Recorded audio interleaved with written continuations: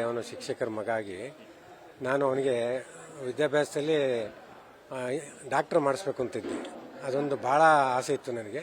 ಮತ್ತು ಕೌನ್ಸಿಲಿಂಗ್ ಹೋದಾಗಲೂ ಕೂಡ ನಿನಗೆ ಎಷ್ಟಾರ ಖರ್ಚಾಗಲಿ ನೀನು ಡಾಕ್ಟರ್ ಮಾಡಿಸಿ ಮೆಡಿಕಲ್ ತಗೊಂಡೆ. ಇಲ್ಲಿ ಒಪ್ಪಿಲ್ಲ, ಇಂಜಿನಿಯರಿಂಗ್ ಬೇಕು ಅಂತಂದ. ಮತ್ತು ಆಯಿತು. ಆಮೇಲೆ ಇಂಜಿನಿಯರಿಂಗ್ ಓದಿದೆ. ಆಮೇಲೆಲ್ಲ ಕೆಲಸ ಸಿಕ್ತು, ಬಿಟ್ಟ. ಮತ್ತು ಓದೋದೆಲ್ಲ ಗೊತ್ತಿರ್ತಕ್ಕಂಥ ವಿಚಾರಣೆ. ನನ್ನ ಆಸೆ, ಕೊನೆ ಆಸೆ ಏನು ಅಂದರೆ ನಾನು ಡಾಕ್ಟರ್ ಆಗಬೇಕು ಅನ್ನೋದೇ. ಒಬ್ಬಳು ಡಾಕ್ಟ್ರನ್ನೇ ನನಗೆ ತಂದುಕೊಟ್ಟ. ಅದೊಂದು ಖುಷಿ ಇದೆ. ಆಮೇಲೆ ನಮ್ಮವರು ತಮ್ಮವರು ಅನ್ನೋ ಬಗ್ಗೆ ಅಭಿಮಾನ ಜಾಸ್ತಿ.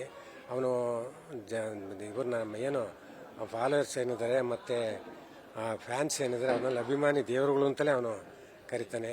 ಸಿಟ್ಟಿದೆ, ಸಿಟ್ಟು ಬರಲ್ಲ ಅಂತಲ್ಲ, ಆದರೂ ಭಾಳ ಸಾಫ್ಟ್ ನೇಚರ್ ಆಗಿ. ಹಾಗೇನೆ ಮೊನ್ನೆ ನಮ್ಮೂರ ಒಂದು ಶಾಲೆ, ಅವನು ಓದಿದ ಶಾಲೆ ಅಲ್ಲ, ನಮ್ಮೂರದ ಶಾಲೆ, ಭಾಳ ಹಿಂದುಳಿದ ಶಾಲೆ ಆಯ್ತು, ಗೌರ್ಮೆಂಟ್ ಶಾಲೆ. ಅದರಲ್ಲೊಂದು 86-100 ಮಕ್ಕಳಿದ್ದು. ಅದನ್ನು ಜೀರ್ಣೋದ್ಧಾರ ಮಾಡಬೇಕು ಅಂತ ಮೂಲಭೂತ ಸೌಕರ್ಯ ಬೇಕು ಅಂತ ಹೇಳ್ಬಿಟ್ಟು ಅದಕ್ಕೆ ಎಲ್ಲ ಟೈಲ್ಸ್ ಎಲ್ಲ ಹಾಕ್ಸಿ ಇಡೀ ಶಾಲೆನ ಹೊಸದಾಗಿ